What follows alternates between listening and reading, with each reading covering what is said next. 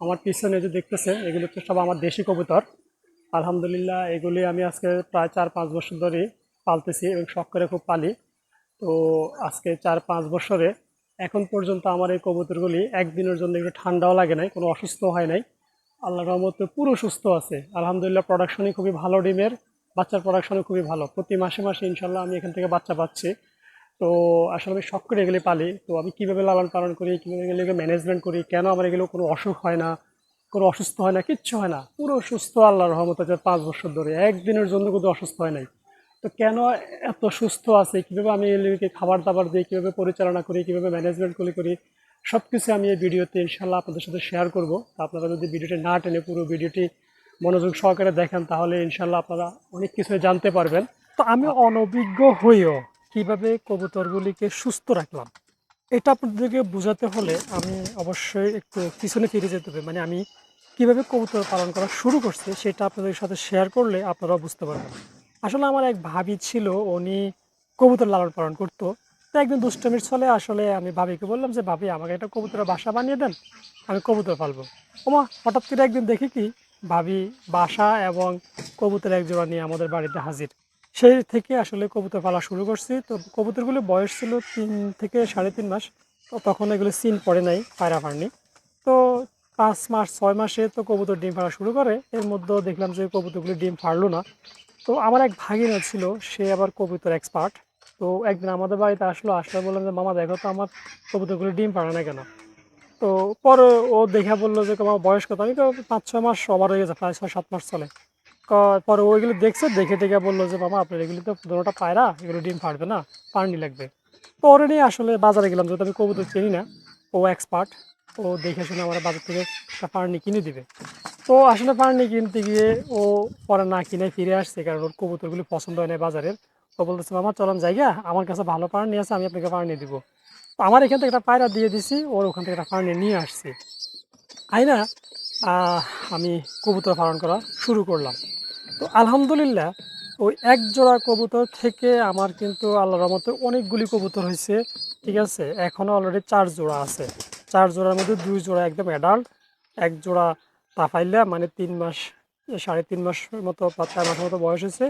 আর এক জোড়া এখনও ছোট, বাসার মধ্যে আছে, বাসার চা। তো এই 4 জোড়া বর্তমানে রানিং আছে। এর মধ্যে আমি অনেকগুলি কবুতরের বাচ্চা খাইছি, কারণ আমি বিক্রি করি নাই, কারণ আমি যেহেতু শখ করে ফালি। তো সেই থেকে আলহামদুলিল্লাহ আমার লালন পালন করা শুরু হয়েছে এই কবুতরগুলিকে। এবং কবুতরগুলি আমার মাশাআল্লাহ অনেক ভালো আছে, আপনারা দেখতেছেন। ওদেরকে আমি খাবার দিছি, খাবার খাচ্ছে। সকালবেলা আমি ওদেরকে খাবার দিছি, খাবার খাইতেছে। তো ওদেরকে আমি কিভাবে সুস্থ রাখলাম, আসলে আমি যেটা বুঝলাম, আমার আশেপাশে যারা কবুতর পালে তাদেরগুলি কিন্তু অসুস্থ হতো, আমারগুলি হতো না। তো আমি তারা কিভাবে পালন করে, আমি কিভাবে পালন করতেছি, সেটা আমি রিয়ালাইসিস করলাম। তো আমি দেখলাম যে ওরা আসলে, ওদের থেকে আমার তফাৎ হচ্ছে, ওরা ছেড়ে কবুতরগুলিকে পালে, খাবার এমনি মাটিতে ছিটাইয়া দেয়, মাটিতে কবুতরগুলি খাবার খায়, বাইরে ঘোরাফেরা করে। ঠিক আছে, তারপরে পানি ঠিকমতো পরিষ্কার পানি দেয় না। পানিও ওরা এরকম বাইরে ড্রেনের পানি, পুকুরের পানি, নর্দমার পানি এগুলি খেত। এই ওদের এরা এরা ওদের কবুতরগুলি এইভাবে ওরা লালন পালন করতো। আর আমারগুলি দেখেন, আমি ওদেরকে সব সময় খাবার দিই একদম, এই যে বাটিগুলি দেখতেছেন, এই বাটির মধ্যে। ঠিক আছে, এই বাটির মধ্যে আমি খাবার দিই, এখানে ওরা খায়। দেখেন মাশাআল্লাহ কবুতরগুলি কি সুন্দর। আমি যখন খাবার দেই, সবগুলি কবুতর একসাথে আইসা এখানে এক বাটিতে খাবার খেতে চায়। কিন্তু আমি ওদের জন্য ভাগ করে দিছি। ঠিক আছে, আমি আলাদা করে বাসায় 2টা বাটি দিয়ে দিছি, 2 বাটির মধ্যে খাবার দিই। তো ওদেরকে সার্বক্ষণিক আমার এই যে বাটিগুলো দেখছেন, এই বাটির মধ্যে আমি খাবার দিই। আর পানিটাও আমি ওদেরকে এই যে এই যে পানির যে বাটি, একটা গ্লাসের মধ্যে, মগের মধ্যে আমি পানি দিয়ে রাখি। হ্যাঁ, আর ওই যে বাটির মধ্যে খাবার দেওয়া আছে। ওরা সবসময় বাটির মধ্যে খাবার খায় এবং খাবারটা খেয়ে পানিটা এখানে খায়। ওদেরকে আর নিচে নামতে হয় না। আমি আজকে এই যে এত বছর কবুতর পালন করতেছি, বিশ্বাস করবেন কিনা জানি না আপনারা, আমার কবুতর মাটিতে খুব একটা নামে না। তবে হ্যাঁ, নামে না তা না, নামে মাঝে মধ্যে। ওরা এই যে আমার যে ওরা মাটি খায়, কিন্তু নিচে নাইমা ঠুকরিয়ে ঠুকরিয়ে ঘরের ফিডার যে মাটি, ও মাটিগুলি কিন্তু খায়।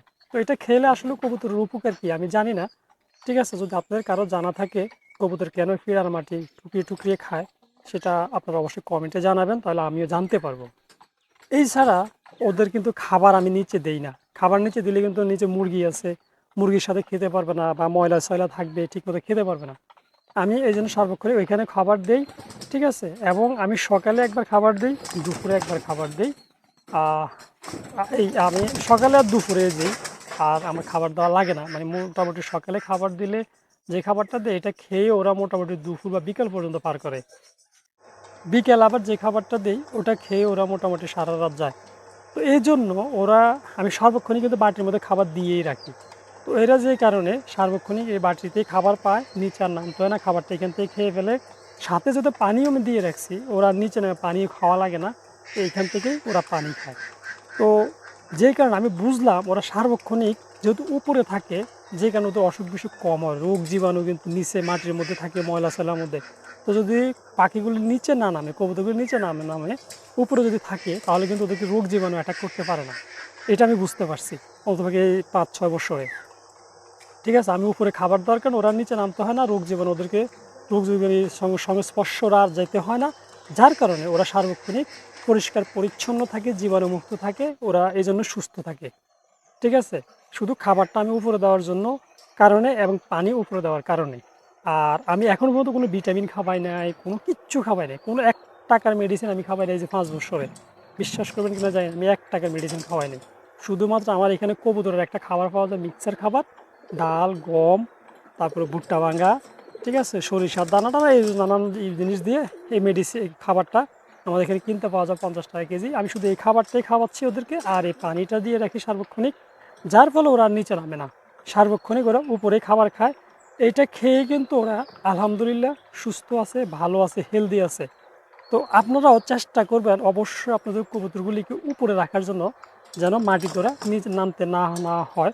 ঠিক আছে, এবং খাবার দাবারগুলো সবসময় চেষ্টা করবেন বাসার সামনে দিয়ে রাখার জন্য, যেন ওরা বেরোয় খাবার খেয়ে আবার বাসায় ঢুকে যেতে পারে, বা একটু উপরে উড়াল টুড়াল দিতে পারে, বা উপরে বসার একটা ব্যবস্থা করে দিবেন যেন বসতে পারে। ঠিক আছে, নিচে যেন নামতে না হয় সেদিকে খেয়াল রাখবেন, তাহলে দেখবেন ইনশাল্লাহ আপনাদের কবুতরগুলি সুস্থ থাকবে, হেলদি থাকবে। কারণ ওরা জীবাণুমুক্ত থাকবে তখন। জীবাণু থেকে যখন ওরা দূরে থাকবে বা জীবাণুর সংস্পর্শ ওরা যখন আসবে না, তখন কিন্তু ওরা এমনিতেই সুস্থ থাকবে। দেখবেন এই যে আকাশে যে পাখি ওড়ে দেখছেন, ওরাও কিন্তু এই পাখিগুলি কিন্তু সুস্থ থাকে। আমরা কিন্তু অসুস্থ পাখি দেখি না বা মরা পাখি দেখি না। ঠিক আছে, কারণ ওরা উপরে থাকে, উপরে রোগ জীবাণু থাকে না, মাটিতেই সব রকমের ভাইরাস, ব্যাকটেরিয়া, রোগ জীবাণু থাকে। তো এই জন্য চেষ্টা করুন আপনাদের কবুতরগুলিকে নিচে না রাখা উপরে যেন থাকে সে ব্যবস্থা করতে, খাবার পানি সবসময় বাসার সামনে দিয়ে রাখবেন। তাহলে দেখবেন ইনশাআল্লাহ আপনাদের কবুতরগুলি সুস্থ থাকবে। এবং আমি আজকে 5-6 বছর ধরে এইভাবে পালতেছি, 1 টাকার ওষুধ আমি এখনো খাওয়াই না। আপনারা বিশ্বাস করবেন কিনা আমি জানি না।